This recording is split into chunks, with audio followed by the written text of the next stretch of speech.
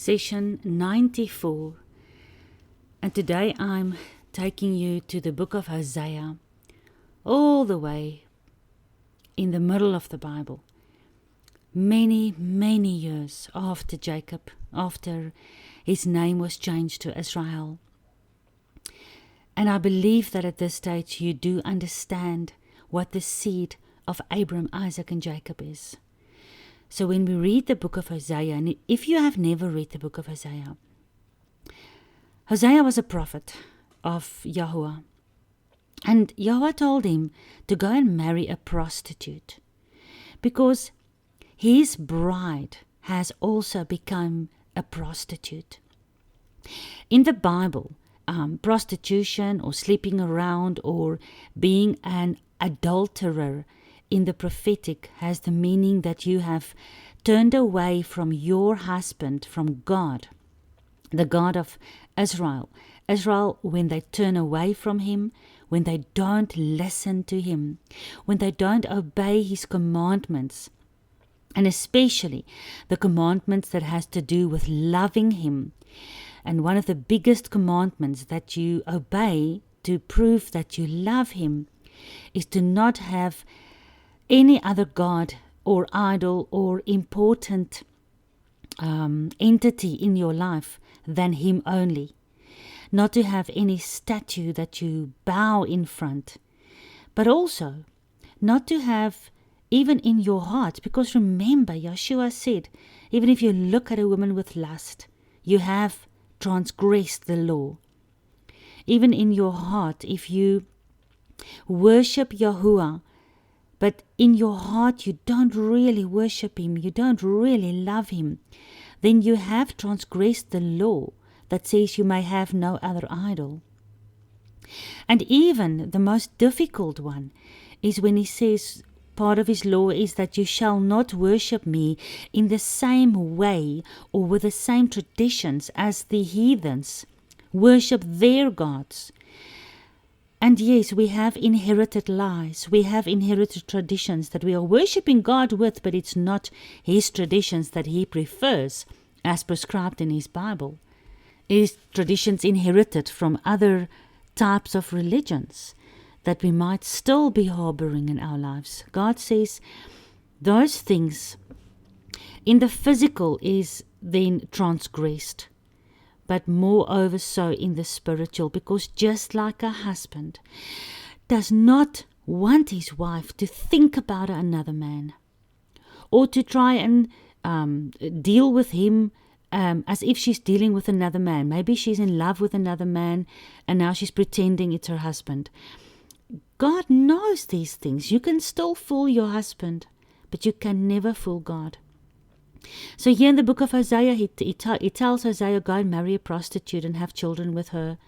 And I've dealt quite a lot with this already, where one child was called Lo Ruchama, no more mercy, and the other one Lo Ami, no more my people, because Yahweh says, my bride, Israel. We've just dealt in detail with how Jacob was changed to Israel, how he represents the people of Israel, the kingdom of Israel.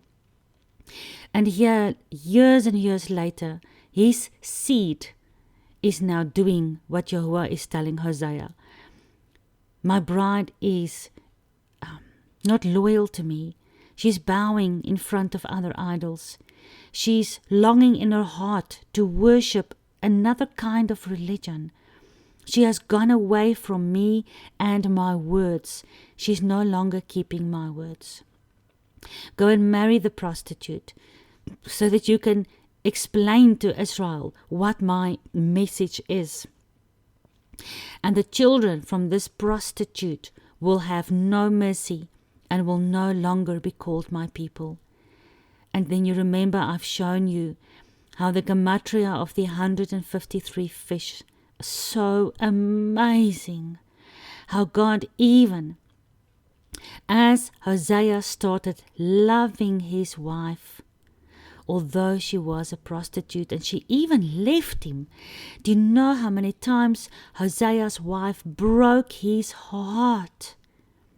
But that's exactly why Yahuwah chose Hosea and why he chose that he should do this terrible thing to marry a prostitute. To show Israel, you and me today, and all the millions of people who has been part of Israel since the beginning, to prove to them that God is just like a husband. And we, his children, his bride, the seed of Israel, has broken his heart over the last 6,000 years. How many times? But also we are not only the bride, as the prostitute was the wife of Hosea, but we're also the children. Like these two kids, no more mercy, no more my people. These were the kids of Hosea. And he loved them. But because they are the wife of the children of a prostitute, they also weren't loyal to the religion, to the truth. And therefore they gained no more mercy. And they were rejected. They will no longer be called my people. But this seed, we as the human descendants of the seed of Israel, here prophetically described in the book of Hosea. And I'll show you now exactly so you can see there is a 100% match. We need to listen. If we haven't listened to Abraham, Isaac and Jacob, we have to listen to Hosea. And the people in the time of Hosea also didn't listen to Hosea. And that's why God ended up promising that in the end, Deuteronomy 4 and Deuteronomy 30. If you return to me, if you seek me with all your heart, then you that were called Lo Ruchama will receive mercy again. And you that were called Lo Ami, no longer my people, you will be called sons of the living God. 153.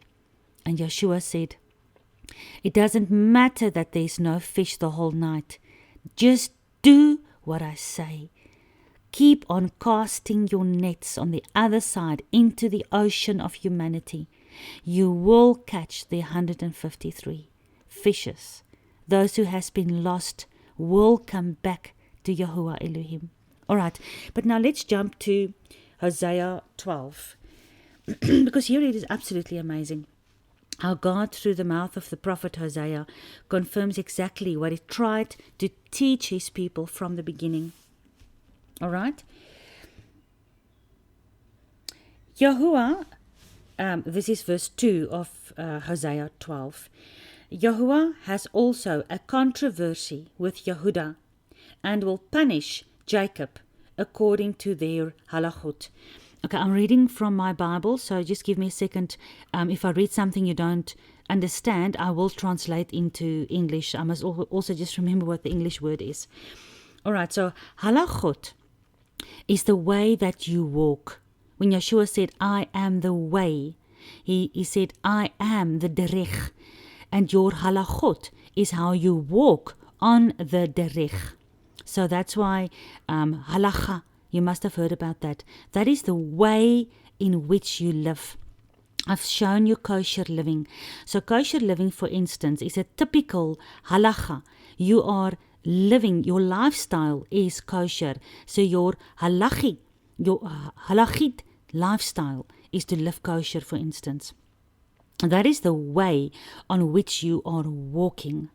So if the way on which you are walking, if your halacha is not according to Yahuwah, because his word is the way on which we must walk. And if our way on which we walk is not his way, then our halacha is what he has a problem with. So here in verse 2, he says, I have a controversy with Yehudah, and I will punish Yaakov according to their halacha. According to all their doings, I will repay them. So now we know that God is speaking here to the two houses. Remember, we are the seed of Abraham, Isaac, and Jacob. Jacob split his house in two. The one side is called, for instance, the house of Jacob, the house of Israel, the house of Joseph, the house of Ephraim. These are all on the side of the 10 northern tribes that will eventually be scattered all over the earth in the time of King Rehoboam, but will be gathered in the last days. How do we know? How do we know this is true? Just look at yourself. What are you busy with? You are busy investigating the true halacha of the seed of Abraham, Isaac, and Jacob, promised from Genesis. What are you busy with? You are busy fulfilling these prophecies, that in the last days they will be regathered in the hand of the Messiah, because they will recognize that the Messiah has been the derech, the way, from the beginning, and they return to this way with their halachot. All right, so here, God is speaking through the mouth of Hosea to both Yehudah and to Yaakov. So he's talking to the two houses. Okay. And he's reminding the people in verse 3. Yaakov took his brother by the heel in the womb, and by his strength he had power with Elohim. You know what this means.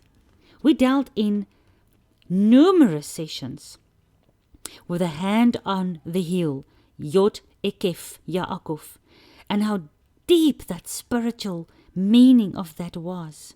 He prevailed. He contended with Esau and prevailed. That's why his name was changed to Israel. God said, your whole life you've contended with people and you've prevailed. You've contended with the angel at the Yabok River and you've prevailed because you did not give up until he blessed you. All right, so verse 4. Yes, Jacob had power over the heavenly malach, and he prevailed. But the rest of this verse explains to us exactly, because it's not as if Jacob had power over God and he overcame God. Listen to the rest of the verse. He wept. He made tefillot to him. Tefillot is your prayers in the plural. Tefillah is prayer. And it's beautiful because Tehillah is praises. The Psalms is called in Hebrew Tehillah, and Tefillah is prayer.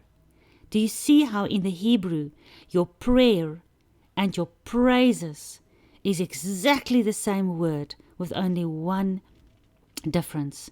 Tehillah and Tefillah. And then in the plural it's Tefillot or Tehillot.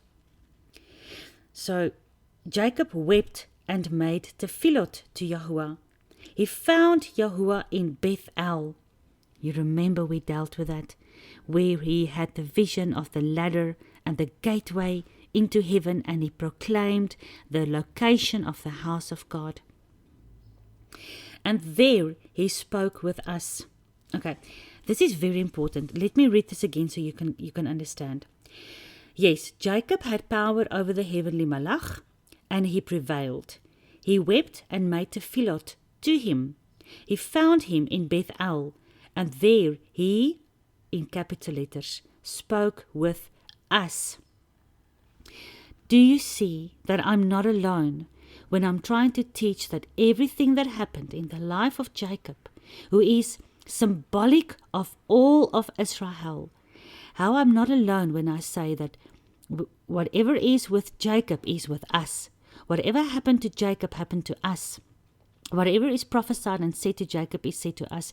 Because here Hosea confirms that Jacob met God in Bethel, and there God spoke with us. It doesn't say there God spoke with Jacob, because although he spoke with Jacob in the physical, he spoke with us because we are the seed of Jacob.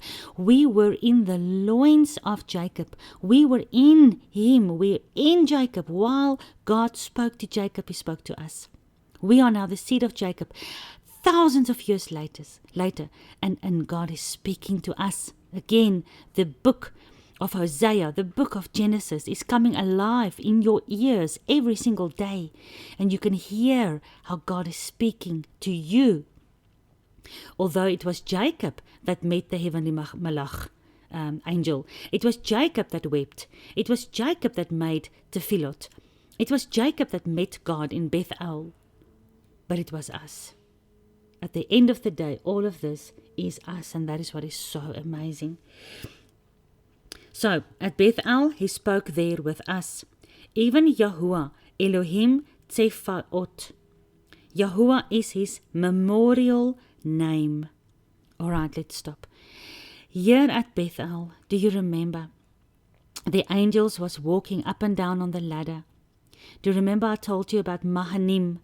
When Jacob came from Gilead on the way to the Jabbok River, he stopped at, or he found a place, or at a certain place, the two camps of angels appeared to him, and he called the place Mahanim. Right? Because Yahuwah, especially Yeshua, Yahuwah in the manifestation of flesh, Yeshua, is the leader of the army, of the heavenly army. That's why his name is called Yahuwah Tsefaot. And I reminded you that in your Bible it will say Lord of hosts, because he is the Lord of the heavenly hosts. He is the leader, the prince with a sword in his hand, the mighty warrior. Yahuwah himself leads his heavenly armies. He is Yahuwah Tsefaot. And it's amazing in the Hebrew Bible how many times I find that Yahuwah speaks about himself. Then he will say, Yahuwah, Yahuwah Tsefaot. He repeats it because Yahuwah is our Father. And in the manifestation of Yeshua, he is Yahuwah Tsefaot, leading the company of angels, the heavenly hosts. We see this especially in the book of Revelations, don't we? And it says, even Yahuwah, Elohim. The Hebrew says, Yahuwah Elohim Tsefaot. Yahuwah is his memorial name. And that is amazing, because you also know that the name of Yahuwah points to Yeshua, Yod Heh Vav Heh, behold the hand, behold the nail.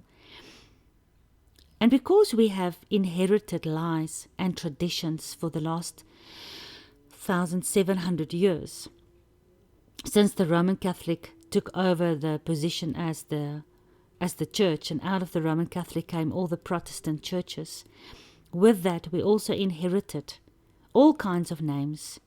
We inherited the name of Jesus. We inherited the name of Lord. In Afrikaans is dit Here. We've inherited these names. They don't appear anywhere in the original scriptures. Yes, I know they are in the translations. But you are learning every day to dig into the original language. And you know that it's so easy. I've shown you and I've proven to you. You don't have to be an expert. You just click on your eSword. It's a free download from the internet, because this is his memorial name. What is a memorial? What is a memory? A memorial comes from the word memory. We have forgotten the God of Abraham, Isaac, and Jacob. Not we, me and you. We as the world. Where we are now in the 20th century. We have totally forgotten almost everything from the Old Testament, where, as you can see, God is revealed and the Messiah is revealed on every page. But we have no memory, we have no memorial of his name. And why is his name so important? Do you remember? If you haven't listened to the coronavirus I've placed, his name is written on our foreheads. His name is the sign of his authority, the sign of who he is. And if we understand who he is and we come under his authority by the blood of the Lamb, we are marked with his name. We are not marked with the Greek version of Yeshua, which is Jesus. We are not marked with the name Yere or Lord, which in Hebrew is Baal. Even here in the beautiful book of Hosea, God says, the names of the idols will no longer be found in your mouth. You will no longer call me Baal, but you will call me Ishi, my husband. Beautiful in the book of Hosea. If we are to be marked with God's name, like God says in the book of Ezekiel, confirmed in the book of Revelation, and as God says in Deuteronomy, where He puts His law on our head, on our forehead, and on our hand, and His law is His character, His authority, exactly the same as His name.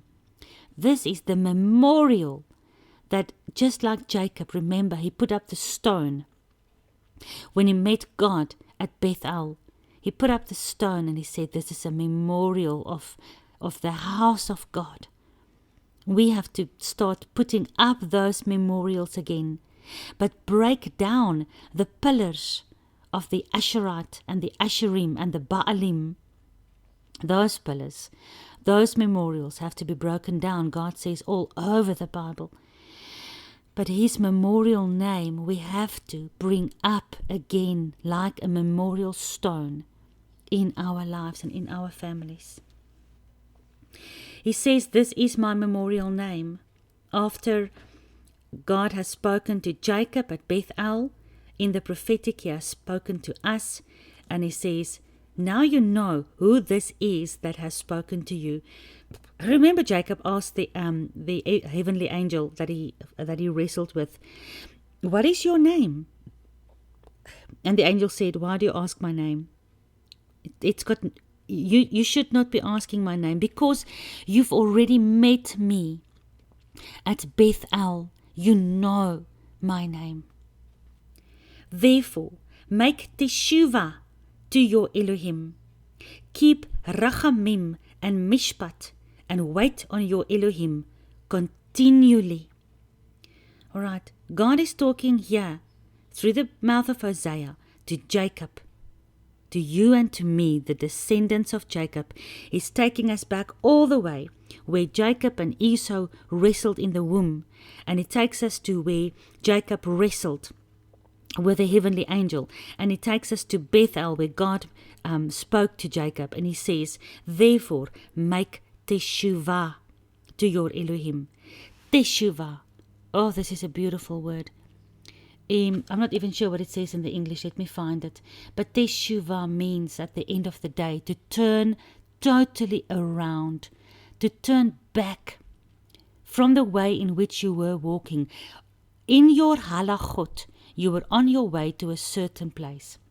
God says, make teshuvah, come back to me. Okay, in the English it says, Hosea 12 verse 6, therefore turn you to your God. So teshuvah, in the King James it says turn back to God. And isn't that what we have discussed week after week? How in the last days we will start searching for Him and we will turn back to Him. Remember, Solomon said to the Shulamite woman, and that's prophetic for the bridegroom Yeshua, saying to his bride, return to me, O Shulamite woman. Teshuvah, come back, return to the God, Yahuwah Tsefaot of Jacob, the God of Jacob. And Rachamim and Mishpat, keep Rachamim and Mishpat. Rachamim is mercy, and Mishpat is judgment. Because mercy and judgment, I might have given this to you before, it's in the book of Psalms. Mercy and judgment kiss each other. Because mercy is from the earth and judgment is from the... No, judgment is from the earth and mercy looks down from heaven, says David. Why must we keep mercy and judgment? Because the New Testament church, or the religion that is calling themselves New Testament church, only keeps mercy. Right? They do not accept the judgment of the Torah anymore. They say we have mercy, we have been released from the judgment of the Torah. And the Old Testament church, the Jewish people, they don't really understand the mercy of the blood of the Lamb and they only keep Torah. They only keep judgment. But here, isn't God speaking to the house of Judah and the house of Jacob? Didn't he say in verse 2 that he's got a controversy with Judah and is going to punish Jacob according to their halachot? Because here in verse 6 he says we must keep mercy and judgment. Because after the two houses have split up, the one got scattered all over the earth. And she has done many religions, of which only one is Roman Catholic. And out of that came all the Protestant churches, where only mercy is pronounced. But the house of Judah has stayed home after the return from the exile to Babylon. Yes, they've also been scattered, but they came back in 1948. They have kept Shabbat and kosher all their lives, although they've got many other problems as well. They have kept judgment, but they do not understand or keep mercy or accept that there can be mercy for law breaking. So both houses has a controversy with Yahuwah. And he explains to both houses that if you are the seed of Jacob, and you've met me at Bethel, and I've spoken to you at Bethel, and you've wrestled with me at Jabbok, and you've prevailed, and your name was changed to Israel, and you know that my memorial name is Yod Hei Vav Hei. Keep mercy and judgment. Because at the end of the day, that is teshuvah to Yahuwah. You cannot teshuvah without mercy and judgment.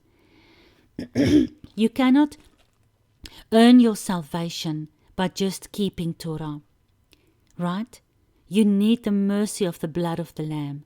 So teshuvah to me, the house of Judah, with mercy and judgment. But house of Israel, you cannot teshuvah to me with only mercy. I am a fair and an honest judge. And if I don't judge the world at the end of times fairly, then we are going to have a repeat of what happened in the heavenly realms before I created the earth, after I created the Garden of Eden. And Satan, Lucifer, saw that I gave dominion to the humans, to Adam and Eve, and he started a rebellion in the heaven. And he got a third of all angels to follow him. There can never be a rebellion against me again. Therefore, I have to be a fair judge. I cannot just wave a magic wand and make your sins and your disobedience disappear. I have to judge you. I have mercy and judgment. That's why through the mouth of David I say, mercy and judgment will kiss each other.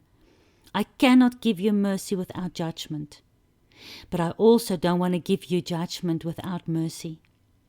That's why if you believe in my Son, who is nothing else than my own word that became flesh, and you teshuvah to me with repentance of your lawlessness, I can cover you with his blood, and I can forgive you, and you have been judged with mercy. That is what this is about, O house of Jacob. Therefore don't consider that mercy alone or grace alone is enough to bring you back teshuvah to the kingdom of Israel. So God is telling Jacob that he is Yahuwah Elohim Tsefaot, and that you can teshuvah to him with rachamim and mishpat. Yet, verse 7, Yaakov is a merchant. Yeah. Yaakov, all the seed, all the Gentile nations, every nation, tribe and tongue, we are merchants. We are buying and selling. We are making money. We are working for our money. We are working for merchants. We are merchants. The balances of deceit are in his hand. He loves to oppress. Remember, he's not talking here to the individual. He's talking here to the nation. Every nation, tribe and tongue where Jacob, Israel, Ephraim has been scattered. The people have become merchants. They've got a balance of deceit, just like Esau hated Jacob and he said he was a deceitful person. Jacob has a balance of deceit. The merchandise of this world is not fair. Look at all the poverty. Look at how the New World Order, the Illuminati, the banking elite, how they control everything. How they're busy controlling world economy now while they're putting us in shutdown for the CV. They are putting us in economic shutdown. They are also part of the merchant system, which is a balances of deceit.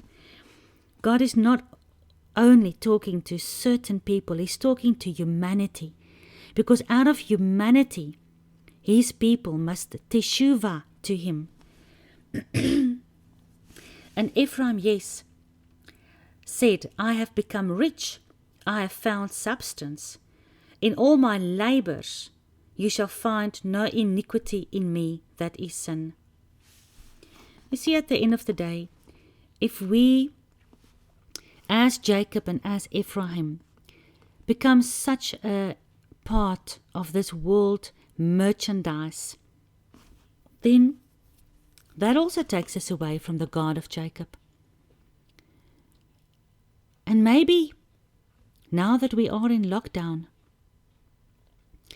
and maybe we are staring economic failure worldwide, they call it global economy failure. Maybe we're staring it in the face. And this will be the time for you to see if the merchant in you is more strong than the Jacob in you. If everything is taken away and everything falls and there's nothing left, will you still carry the name of the God of Bethel in you, on your forehead and on your hand? Will you carry His name written in your heart and on your heart? Or will your riches or the loss of riches make that you will lose your faith also? When the whole world merchandise system starts crashing around us, will we have the memorial of His name standing upright like a strong rock, like the rock that Jacob slept on when he met the gateway to heaven, Yeshua HaMashiach? Will we stand like rocks with our feet built in the foundation of the rock? Because if your house is built on this rock, the storms of the oceans can come. And the ocean is very stormy, yes. The ocean represents the nations of this world. But out of the stormy ocean, the 153 fish will be pulled in the name of Yeshua HaMashiach.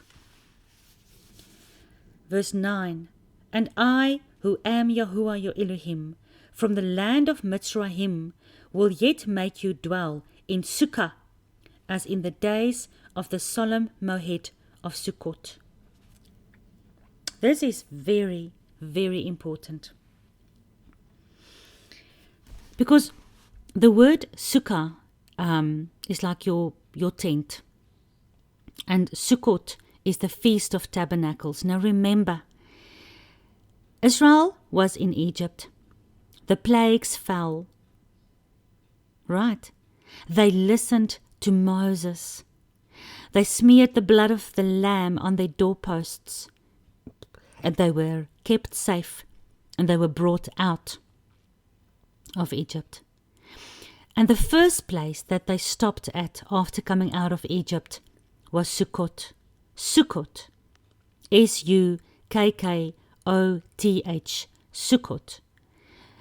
Let me just find what the English says here. What is this? Verse 9.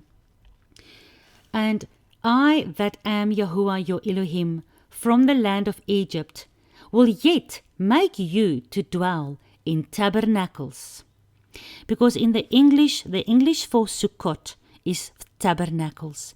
And tabernacles basically is just your tent.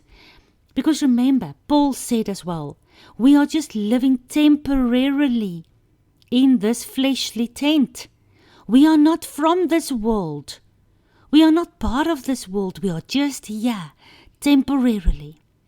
And if you keep the feasts of God instead of Ishtar and Christmas, you'll start learning these things. Because it is so beautiful, the tabernacle of God. It is beautiful. Because it is a tent, a covering, a dwelling place, your home. Like David says, one day in the house of God is better than 1,000 days anywhere else. To live inside the tent, the temporary little tent, after Israel, remember Jacob, remember you? After Israel came out of Egypt, out of the plagues, with the blood of the Lamb, they dwelt in Sukkah, in tabernacles, in tents. And they dwelt, the first place they stopped was Sukkot, because the first place where we will dwell safely, in the secret place of the Almighty, Psalm 91, is we will tabernacle during the Feast of Tabernacles. If we don't keep Pesach, the Feast of Passover, and we don't keep Sukkot, the Feast of Tabernacles, how will we know what to do in the end times? Just keep the feasts and you'll know what to do next. God has prophesied in history. God has prophesied so profoundly with his feasts. He has not left us alone. He didn't leave us that we wouldn't know what to do in the last days. He has prophesied all of this to us. I'm going to stop here. Please read the rest of the book of Hosea. See how God is speaking to Jacob and to the descendants of Jacob. In the time of Hosea, yes, absolutely, but more so to you in your time, today. Because how many times have God said, I declare the end from the beginning? Isaiah 46:10. How many times has he said, when you call upon me, when you remember me, in the last days, Deuteronomy 4. How many times have I showed you Deuteronomy 30, when Moses said, I'm not speaking to you alone, I'm speaking to the last generation. Oh, it's beautiful. The book of Enoch, almost everything Enoch talks about, he says, God told me is for the last generation. When Daniel said to God, please explain to me these things, God said, no, seal these prophecies. It's not for you, Daniel. It's for the last generation. Brothers and sisters, if you are living in these times, come into the secret place of Yahuwah. Get to know the God of the end and the beginning, the Aleph, the Taf, Genesis to Revelation. In Greek, yes, Alpha and Omega, but that's not who he is. He's Aleph Taf in the Hebrew. Get to know this God in the secret place. Dwell under the shadows of the Almighty. Tabernacle, Sukkah, in the secret place, as Psalm 91 says. Let me quickly just read. Let me just end with Psalm 91, because it does talk so beautifully about dwelling, tabernacling in the secret place. He that dwells, right? Sukkah, tabernacle. He that dwells in the secret place of the Most High shall abide. You shall stay you shall tabernacle with him under the shadow of the Almighty.